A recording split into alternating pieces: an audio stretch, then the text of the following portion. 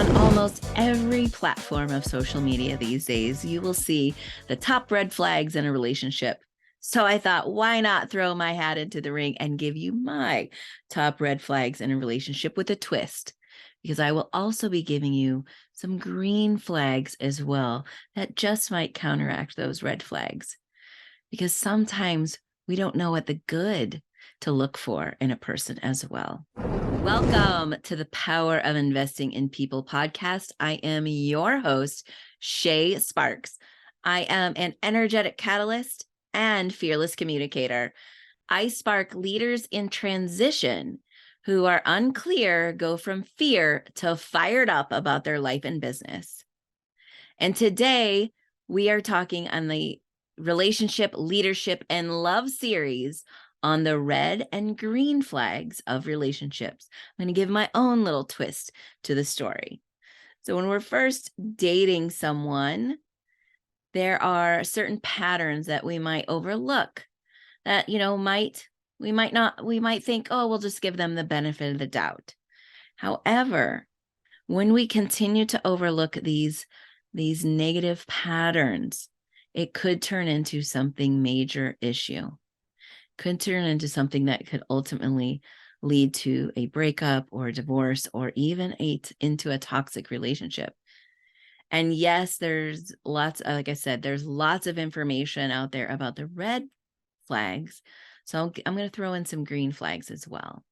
Most recently, I had an episode with my friend Jay Garrett about narcissism. And I just talked with someone else today about this topic, narcissism. Now, I am not talking about the diagnosis of narcissism. That is someone else's job to talk about. That is not my forte. I am not a doctor, even though I would like to play one, but I am not a doctor. I am actually a certified fearless living coach. And I have been in multiple relationships where they've been toxic. I've been in the dating scene. I've done all the apps. I understand this world. And I know that there is something that most people don't talk about is how men are not just the ones who are the abusers. They've also been abused. Now, we're talking big words: toxic, narcissism, abuse. And it's important. So the first red flag I want to touch on today is character assassination. A friend of mine just recently told me about their story and how his ex was constantly bad-mouthing her ex-husband. And he said that should have been a red flag, but I just bought into the story that she was telling me that he was a bad person. So think about that when you're meeting someone for the first time. I mean, this can go into interviews as well for a job. This can go into, business partners, things like that. If your person that you're talking with is bad-mouthing the other person, bad-mouthing their ex, bad-mouthing their ex-boss, then you really have to think, is this person telling their whole truth, the whole perspective? Or is this person actually the one who is the toxic one, the negative one, the one who might be, not good for you, the one who might be a narcissist? They also complain, oh, my boss didn't do this, or oh, my ex didn't do that. And one of the things that they complain about, especially in relationships, is how they're always babysitting their child. Oh, my ex constantly wants me to babysit my child, or how much child support is. So let me just go to say right now that babysitting is not babysitting when you're taking care of your own child. It's called parenthood. So a green flag that would counteract a character assassination would be that they explain what's going on with their ex, not just what's happened in the past, but they're explaining it in real time in the present moment of what's happening. And again, that goes with ex-bosses as well. If there is something that is still some communication in their old job, they're not talking bad about them. They're not personally attacking them, They're not saying, oh, he was a blank, blank, blankety blank. And you can fill in the blank, obviously. What they're saying is that our personalities clashed. We weren't in alignment with our goals, something to that aspect that paints the picture a little bit tamer, a little bit nicer, a little bit kinder, that this person is not out, that you're talking with, that you're interviewing, that you're possibly partnering with. This paints the picture of them being a kinder, gentler person and not just going for the jugular on putting down the other person. Another red flag is a lack of communication. If your partner is refusing to communicate at all, gives you the silent treatment, avoids, completely cut you off. Maybe you're just in the first dating phases and you don't hear from them for a while. I mean, to me, all of that is red flags that, might be something substantial down the road. So what would be a green flag to counteract that? Healthy communication is the foundation of any relationship. Are they able to bring to the table the issues that are really going on? Are they willing to bring to the table the challenges that might be, that they might be facing that's really happening in their own way? Are they willing to be vulnerable and talk about what their thoughts are, what their feelings are? And now, mind you, I get it. Not everybody is comfortable with being vulnerable, but are they willing to at least start with you because you're the one building that relationship with? Again, this could be in dating. This could be in a business relationship. Are they willing to share and give you transparency in what is happening with them? And if they're lying, here is another, a side note of a red flag. Sometimes people who are lying will start to lie to you in the beginning of a relationship, little tiny things to test you or to groom you into thinking, oh, it's just a little white lie. It's no big deal. In fact, they may even use that terminology. Oh, it's just a little white lie. It's no big deal. Because they're trying to tell you or set you up. They're trying to set you up for when they bring you the big lie later on in the relationship that, oh, you're used to them lying. It's so profound how people who are logical and rational think of lying in one aspect, and people who are not logical and not logical and not rational will use lying for their own good because they believe their own lies. And we talked about that a little bit in the episode a couple of weeks ago about narcissism, how literally they believe their own lies. They have told so many lies that they just have come to believe that that is true. Because if they don't, they're going to be found out that they're not being true. And that is the last thing that they want. They don't want to know. They don't want you to know that they're being untrue. Now, you might be asking yourself, well, why would anybody do that? That goes back to that whole, this is not logical. This is not rational. So you cannot try to figure it out. You just have to understand the behavior of the person, that this is what they're doing, so that you can make a decision on how you want to show up or go forward in this relationship. Disrespectful behavior. I have my own way of saying being disrespectful. And pardon my language, so I apologize if there are kids listening to this as well. But the disrespectful language is what it really boils down to is don't be a dick, right? Like the red flags they are disrespectful to you, to others. Pay attention to how they treat their parents or their other loved ones. How are they treating their siblings? Not every sibling out there can possibly be the one with the problem. I mean, there is a common denominator, and it is that person you're talking to, right? So you have to really notice and pay attention to how sometimes they'll be quietly disrespectful and you not even notice. What's a green flag to counteract this one is to be respectful. How does someone treat the server that you're at in a restaurant?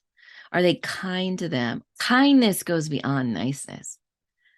Niceness is sometimes out of, we're told to be nice, but kindness comes from your heart. Kindness comes because it's not something out of obligation. It's just who you are. Niceness is sometimes out of obligation, but being kind and genuinely being kind, I think you can tell when someone's being not genuinely kind. You can almost see it on their face. Maybe they have a devious grin or a look in their eye, or maybe their body posture is different. But just pay attention to when people are being kind to others. That's a green flag, especially when there's a disagreement and especially when there's stress. Because let's be honest, and not everyone gets their food right at a restaurant, right? So how can you handle that with kindness and care and compassion for that other person rather than just blowing up and throwing a fit and how dare you and take everything personally? So that is something to watch for in your partner. Trust is the next red flag.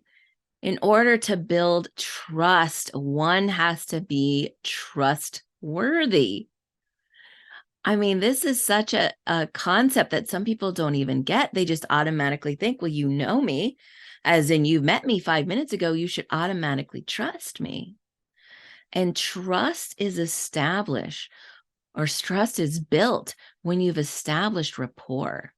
So how can you establish rapport and not establish that rapport around your old wounds when it's around something like common interest? How can you establish rapport when it's around something that's positive instead of a negative of, oh, my ex did this or oh, my ex did that?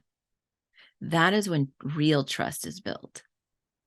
Also, I want to mention about trust. If your partner is constantly asking about your actions or your whereabouts, or they keep secrets from you, and again, we go back to lying, that is a lack of trust. So they're proving to you that they can't be trustworthy. Their actions are showing you that they can't be trustworthy. Even though their words might be saying something different, we have to pay attention to those actions. When their actions are saying one thing and their words are saying another, I completely believe that the reason they're doing that is to cause confusion. When they are asking about your whereabouts and they're questioning your actions and they don't have anything positive to say about it, then they keep going deeper and deeper. They may start to gaslight you, and that's something we haven't even touched base on yet, but we will get to that. They may start to ask you other questions that feel a little off, that feel funny, that you're questioning yourself like, wait, did that actually happen? They're not showing you that they can be trustworthy. If their actions are not in alignment with their words, they're causing you confusion. And it's okay to be in that confusion state, because anytime you're questioning about how they feel, how they are, what kind of person they are, they've created that confusion for a reason, because they want you to be confused. They want you to really not understand what's actually happening. So think about that in a relationship, or if you're dating someone, or if you're talking with them for a possible partnership in a business. If they're not showing you and their words are not aligning with what they've shown you, they might want to create some confusion for you. And if you ask, can you please clarify? So let's say you have that confusion, please ask. Please clarify. I misunderstood. I need to know more information. Continue to tell me more about that. And they brush it off or they refuse, That's a red flag. Now, on the opposite end of that, if they say, absolutely, where can I explain to it better? How can I show you so that you can understand in a different way? That is a green flag, because they're building that trust. They're giving you an opportunity to believe them. I think it's Maya Angelou who says, when people who show you who they are, believe them the first time. I have my own, dating experience. I have tested this, and I have gone on first dates and just listened to what the other person had to say, observed not just their actions, but what they were talking about, what they chose to talk about. Because again, if you're silent and you're just observing, coming from a place of let me find out who they are, man, what they say speaks volumes. And then as time goes on, what they do seals the deal. So remember that actions always speak louder than words. They can have good intentions with what they say. And then when they follow through with those intentions, or they follow through with communication of how they cannot follow through on those intentions, that is a green flag. That builds trust. That shows that they are a trustworthy partner, that they're invested in this relationship with you, whether it's in a romantic relationship or a business partner relationship, they are willing to make this work. Another buzzword that gets thrown around a lot is emotionally unavailable. And I know I am guilty of saying it as well, because I learned myself that I was emotionally unavailable. And I'll get to that in a second. So the red flag is if the partner is emotionally unavailable or distant, or resists talking about the deeper thoughts or feelings that's going on with them. That's what being emotionally unavailable is. Maybe they're non-supportive. Like they don't have the capacity to support you in your endeavors. Maybe they're just not willing to be supportive. So I'll give you an example. A client of mine was sharing with me about how her boyfriend was the man she wanted to marry, that she saw herself with. And I said, that's awesome. Tell me how supportive he is of you. And she said, what? Supportive? Well, he's always encouraging me. I said, that's great. So is that enough? Is encouraging you enough for you? And she was like, well, I mean, I do a lot of things where I'm in the public eye, and I would really like for him to be with me. I said, that's very commendable. Absolutely. There's nothing wrong with that. Have you spoke with him about that? And she said, yes, I've asked him to attend those things. And I said, that's great. And what happens? And she said, well, he normally has to work late. I said, oh, really? He normally has to work late every time that you have something that you would like for him to attend? And she's like, yeah, typically. I mean, he works really hard. And I said, I get that. And I get that you're wanting to give him the benefit of the doubt because he's using his job as the excuse. And we all know how important our careers are to us, because what you're doing is your career and it's important to you. So great awareness that he's using his job as an excuse. Now, I'm not saying this is good, bad, or indifferent. I'm just letting you be aware of what his words are actually saying and what his actions are not. So his actions was that he wasn't willing to show up for her. He wasn't showing up for her. After numerous conversations of asking him to show up for her, she realized a man like this, if he isn't supportive in my career, is he going to be supportive in the marriage and when I need him to help me out with the kids?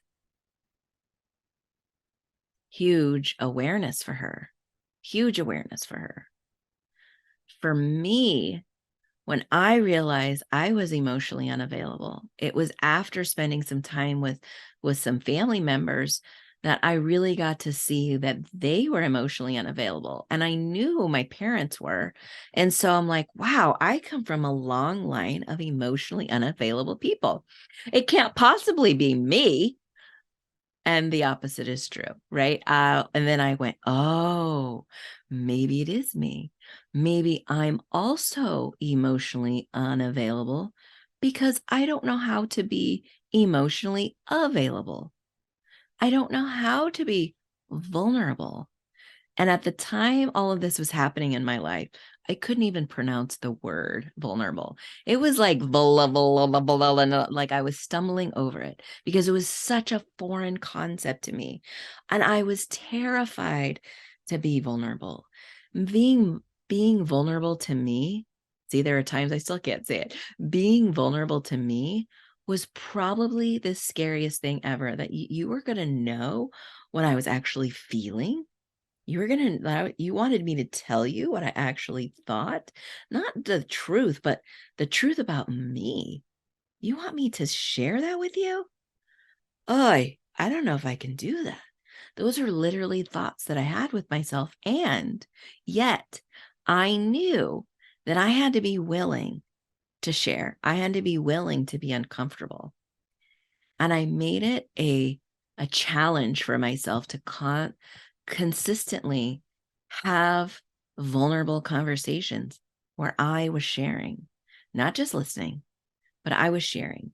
And it made a world of difference, because every time that you take a step out of your comfort zone, the more vulnerable you are, the more confidence you gain.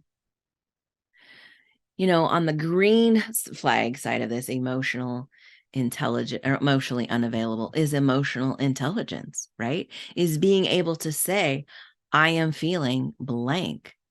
When this happens, this is what's happening to me. When you're not supportive, like my client, when you're not supportive and show up for me, it makes me feel abandoned. It makes me feel like I'm not good enough for your time. If you show up constantly late for me, it shows that I'm not a priority. Another way that emotionally unavailable people is they're not willing to show up for what your needs are. Like maybe it's part of the love languages. If you've read that book, The 5 Love Languages, I believe it's by Gary Chapman, he talks about words of affirmation. So is this person that you're looking for to be a partner, are they emotionally intelligent to be able to give you words of affirmation? Can they speak life into you? Can they encourage you? My client was talking like, yes, he was encouraging her. And was that enough? So is it okay to have more than one need? Absolutely. We have 5 love languages. So why wouldn't we have more than one need, right? And there's not just a 5 love languages. That's it. That's all we need. No, the truth is we need almost all of them. So words of affirmation, think about that. Are you giving words of affirmation to people? Physical touch. And I don't mean physical touch in the bedroom. This is outside the bedroom. Are you holding hands? Are you reassuring someone with maybe a hand pat or a pat on the back? Like, way to go. Are you giving and receiving physical touch, words of affirmation?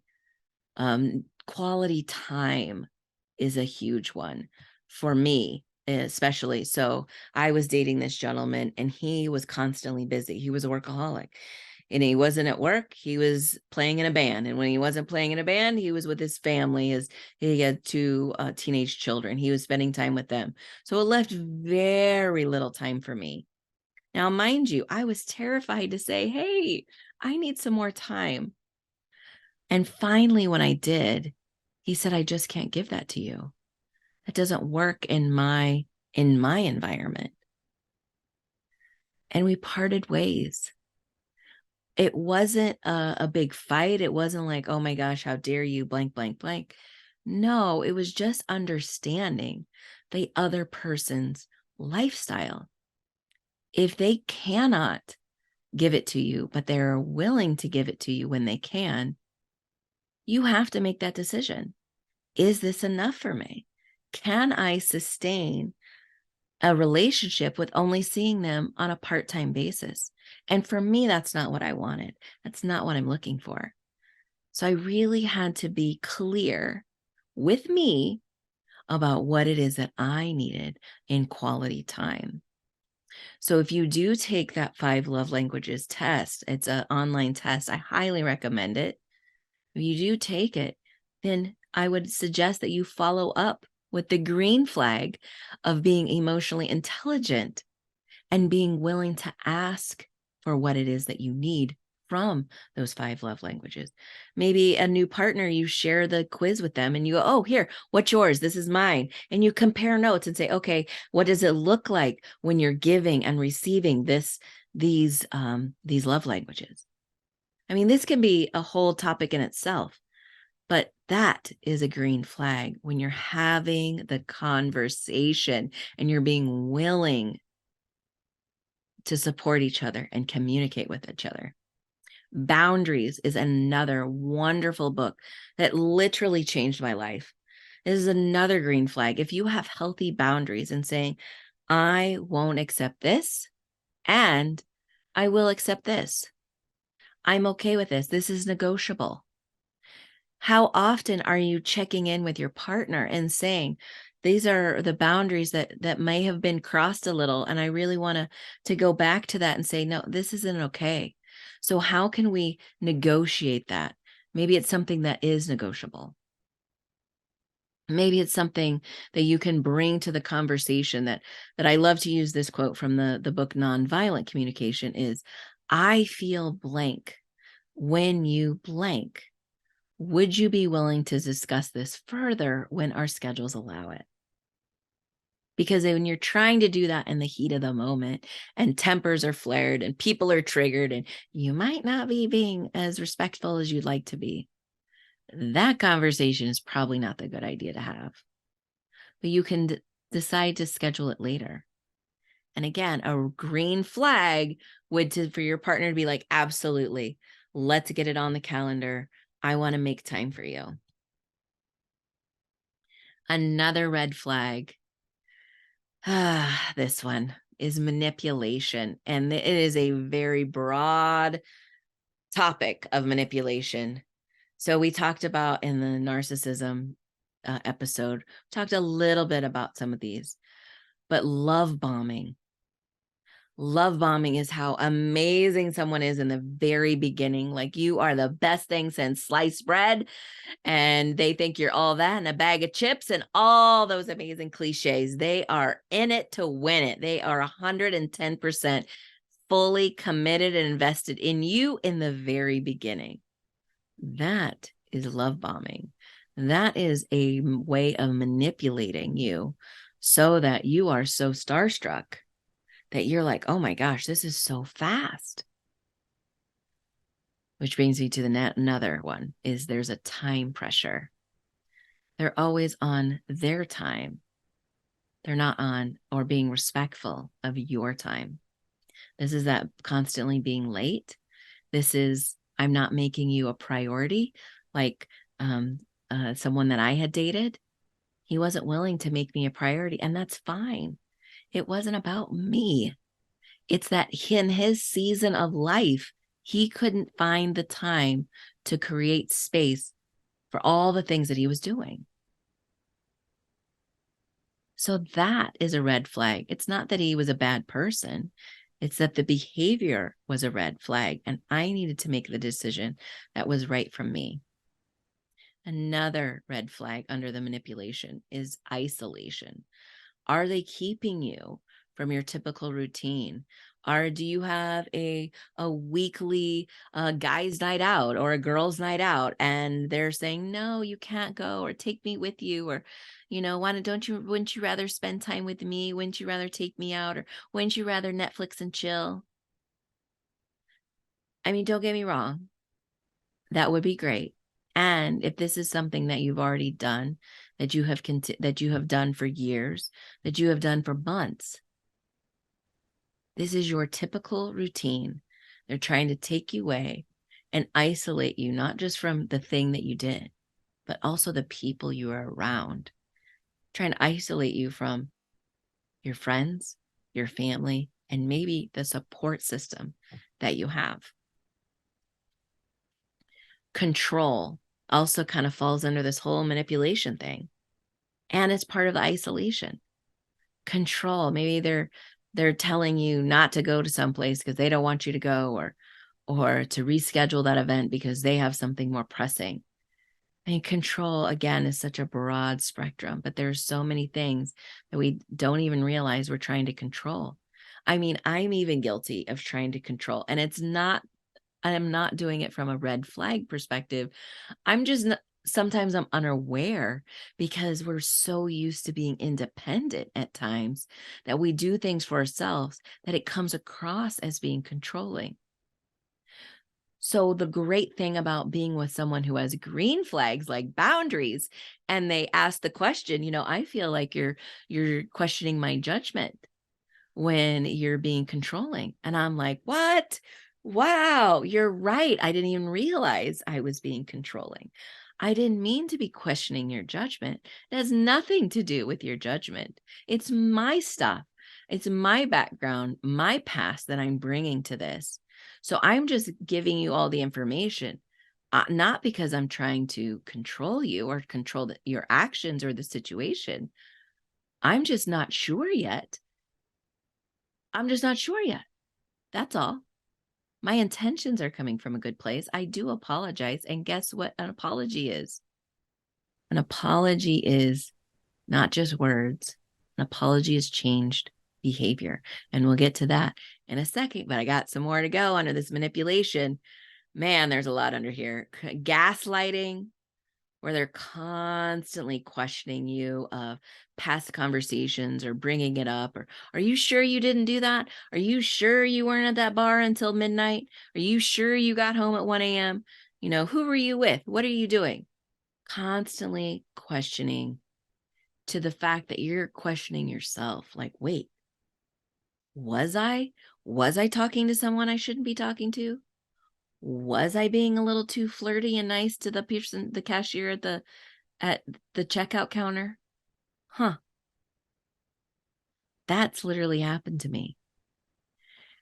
We got in the car after shopping one day, and my ex went ballistic.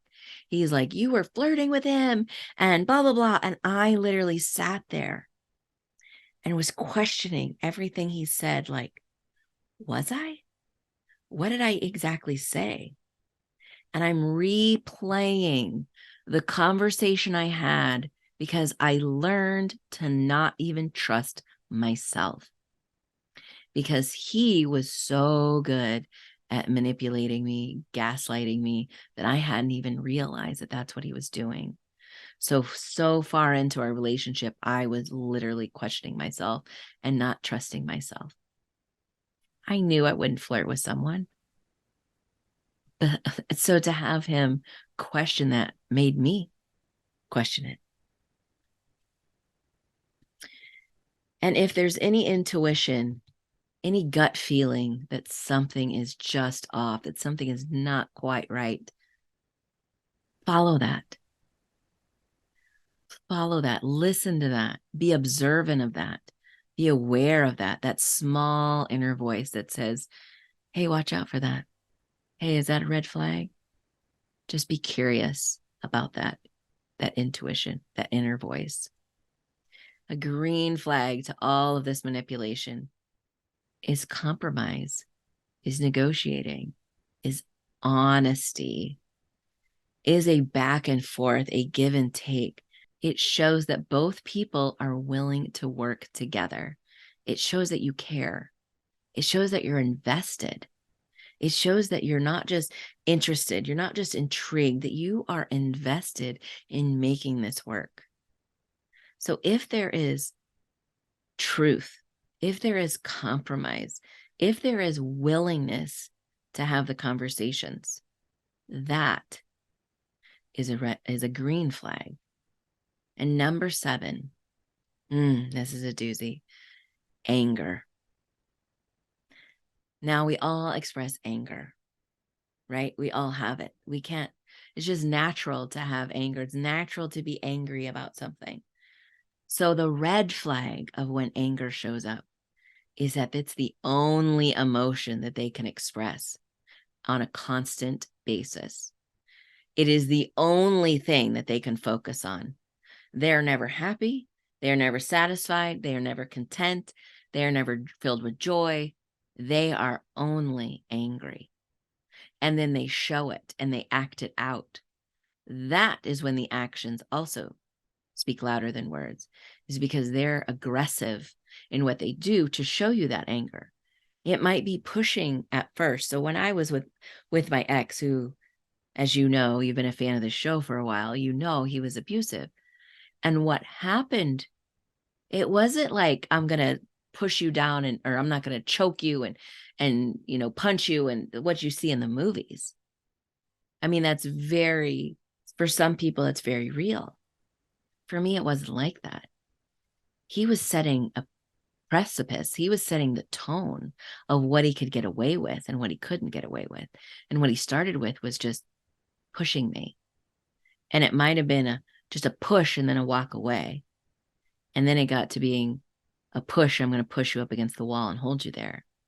And then it got to be, I'm going to push you down and stand over you.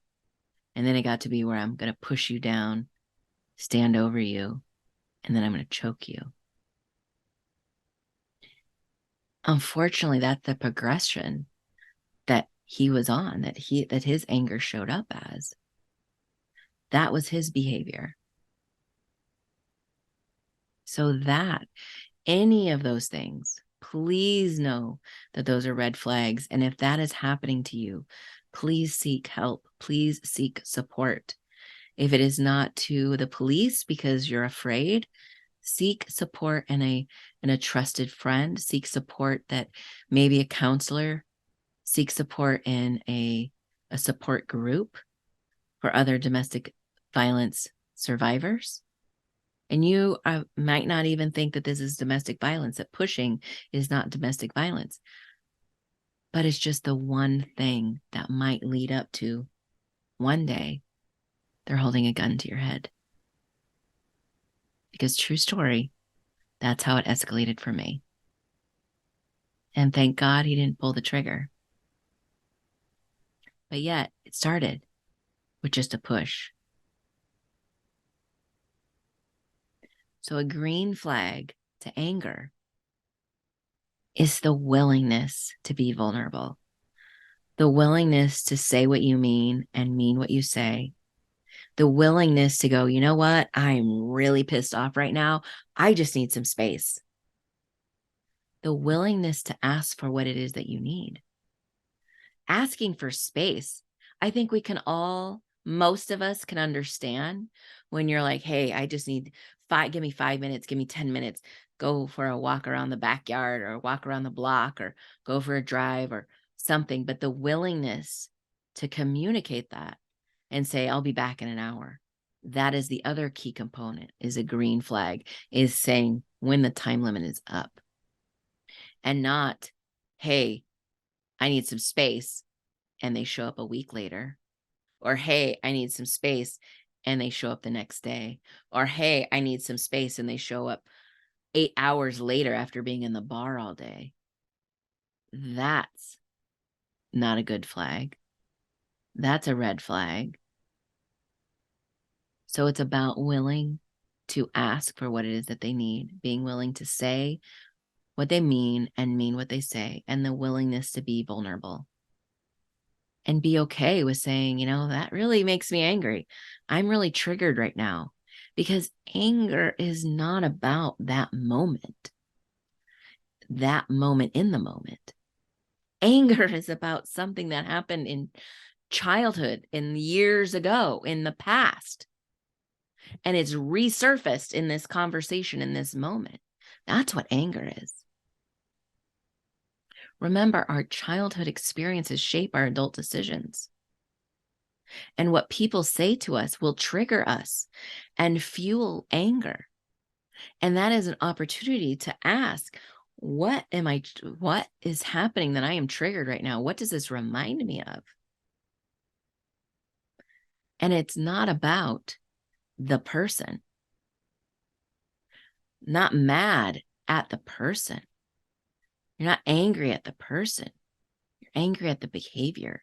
You're angry at the words that they used. You are angry at the choices that they made that impacted you in a way that you didn't like. And if you're getting angry and you find yourself getting angry for no reason, or possibly no reason, or you're constantly blaming the other person for getting angry, I'm going to ask you and urge you to get help and to question that. What is triggering you? What could possibly be going on inside? Maybe it's a medical condition. Maybe anger is a symptom of high blood pressure. Maybe anger is a symptom of depression.